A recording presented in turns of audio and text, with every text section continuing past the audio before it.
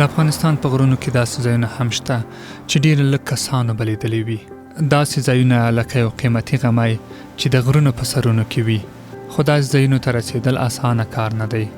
اوږد مزل، واورې او د غرونو سختې لارې د دې سفر هغه برخې دي چې موږ د نورستان د څوڅم درې طبیعي حوضونو ته رسوي.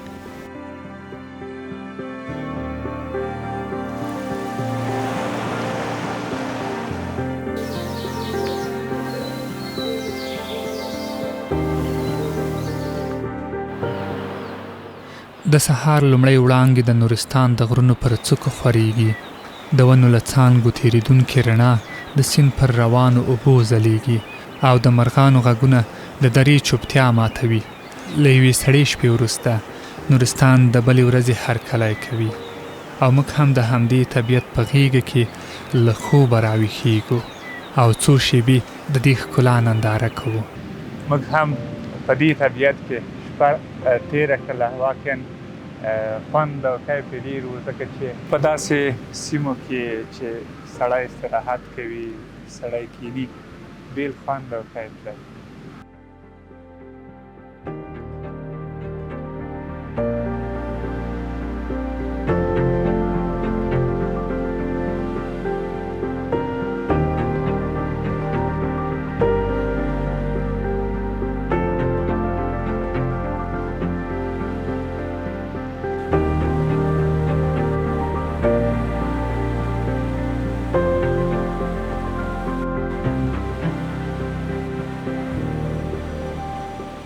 زموږ سفر د نورستان د کشتکي له کلي څخه د څوڅم د لوړو غرونو پر لوري پیل شو. هغو غرونو ته چې له کیسو، ښکلا، منظرو او ناپېژندل شوو رازونو ډک دی.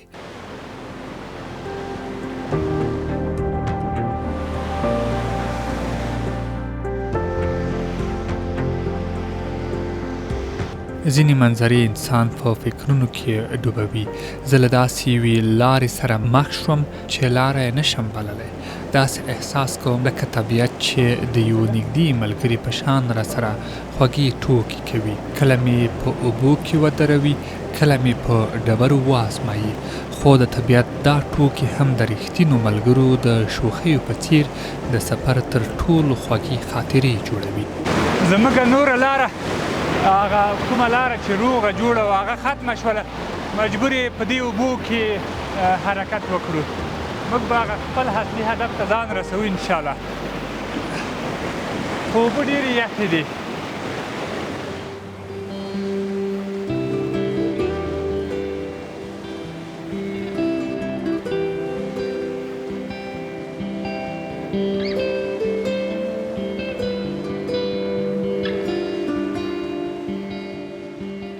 هر څومره چې مخته تلو د نوو ځایونو لیدلو سره مخ کېدلو. بالاخره داسې یو آبشار په مخه راغی چې په ساعتونو یې نندارې ته تم شو.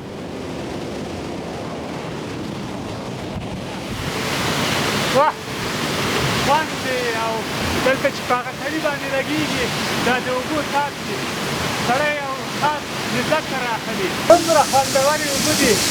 تاسو وګورئ چې ډکې سپینې اوبه د نورستان له غرونو راڅخه راتویېږي.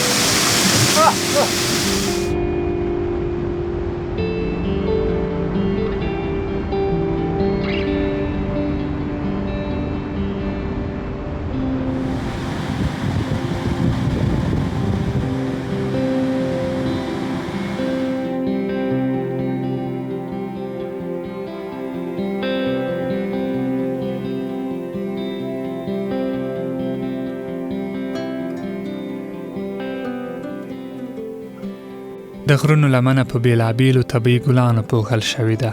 هر څو متره وروسته د ګلانو بڼه او رنګ بدلیږي. په لوړو برخو کې لا هم واورې پرتې دي او له هماغو واورو راوتلې اوبه د درې پر لوري بهیږي.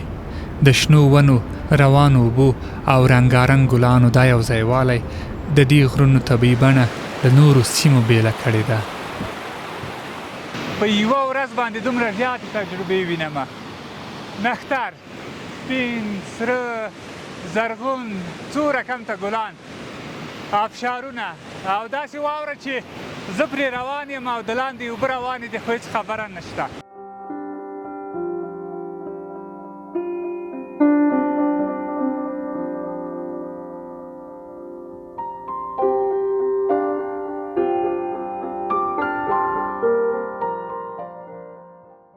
د څوڅم درې په دې لوړو برخو کې د مالدارۍ دودیز ژوند لا هم دوام لري.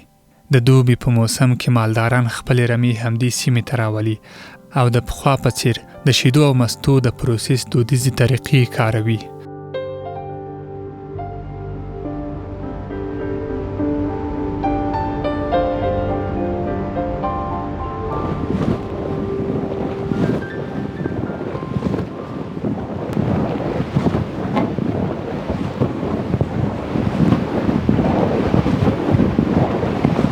دغه څه چې په لاس کې دي ته څه وایي؟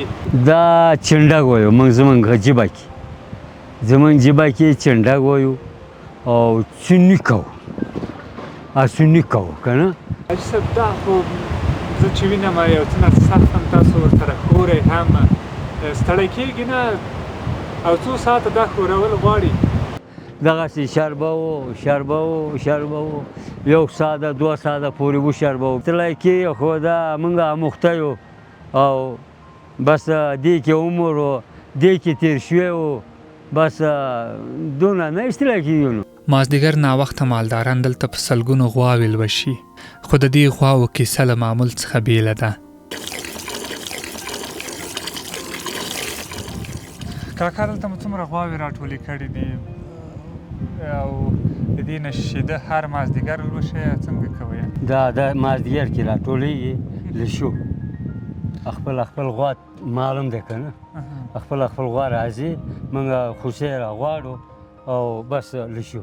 یعنې کاکا تاسو خوسي ته غږ کوئ غوا ته غږ کوئ بیا خپله راځي؟ خپله راځي. خو زما لپاره بیخي حیرانوونکې ده ځکه موږ ځینې انسانانو ته غږ کوو هغه نه راځي نو بیا تاسو حیوانات داسې اموخته کړي؟ اموخته کړی دی. زه یې نه منم ګوره دا خو ما ته راولي. زه به غږ کوم که راغله ته به وګوره که رانغله وګوره ستاسو غوا داسې بېکار غوا دی او دغسې ته بیا ووایه. ته خو یو ته غږ وکړه دا ماش بیخي کوچني هم دي د خوسیان نو دا غږ باندې راځي؟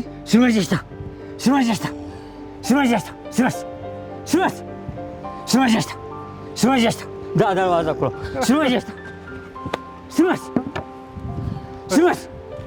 اوس یې مور ته غږ وکړه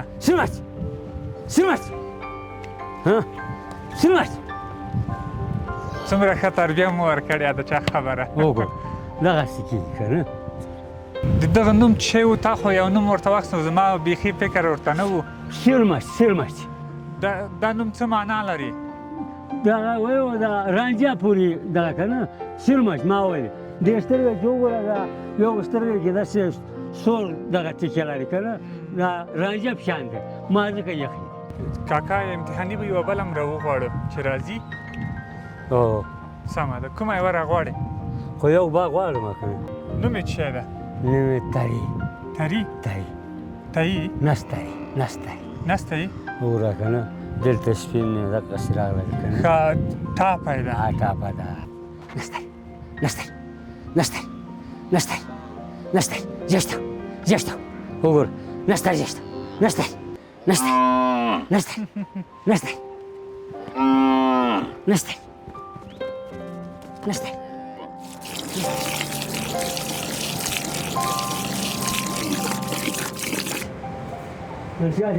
ډېره خوږه ډوډۍ مو پخه کړې ده.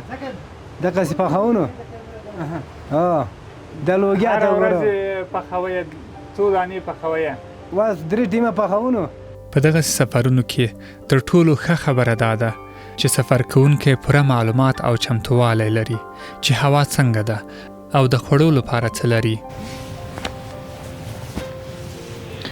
حبیبي صاحب شپه سخته نه ده؟ والله بس شپه خو سخته ده خو راغلي لیدونکي به مو وایي چې تاسو خو هېڅ شی هم نه دی اغوستی خو موږ څه پرېږده چې دغسې شپه به وي؟ والله خو مونږ خو مزل کړی یو خبره دغه ده چې مزل سړی وکړي لکه یخني ورباندې تاثیر نه کوي نو شپه ناوخته به بیا لږه یخېږي او څه خو م راوړي ځان سره انشاءالله به دې به کفایت وکړي.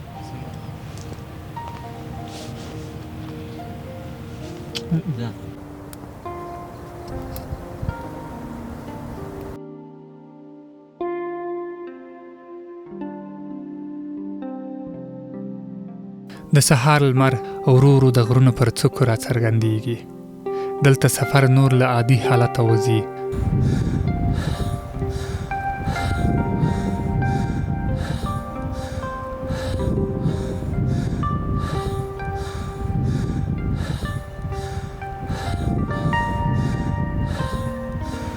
دلته په هر څو کیلومترۍ کې یو نوی آبشار شته. هغه یو بیت یې راپه زړه کړو، وایي ته لکه چینې غوندې ارامه ښه، زه لکه آبشار له شوره ډک ښه یم.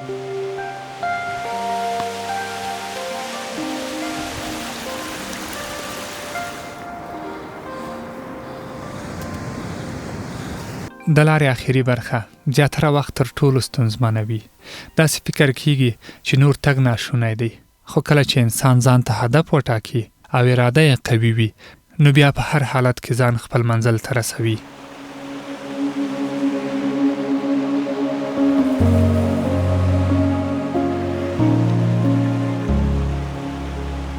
بالاخره موږ د قدرت هغې حیرانوونکې نندارې ته ورسېدو چې ښایي ډېر لږ انسانان یې د خپل ژوند په اوږدو کې د لیدلو فرصت ومومي.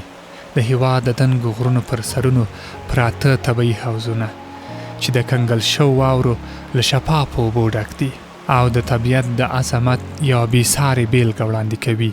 د څو څم درې حوضونه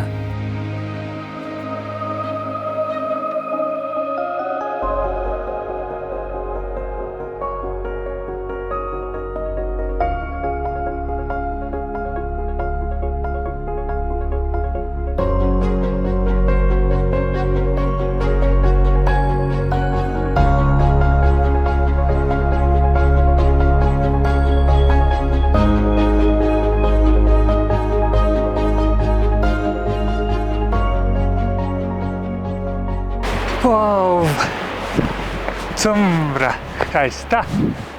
تر اوسه مې په ژوند کې د غرونو په سرونو کې د اوبو داسې حوضونه او جهیلونه نه ولیدلي. دا دومره خوندور، تر اوسه پورې یخونه نه دي مات شوي.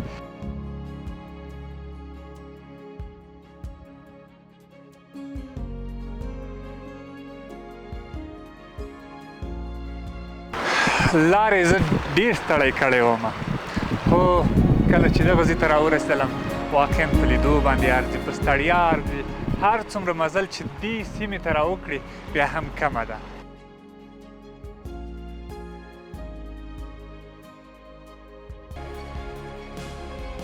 د دغو ځایونو لیدل موږ ته دا را زده کوي چې زموږ هېواد د طبیعي شتمنیو له پلوه بېساری ارزښت لري او د نړۍ د ګرځندوی په برخه کې ځانګړی ځای خپلولی شي.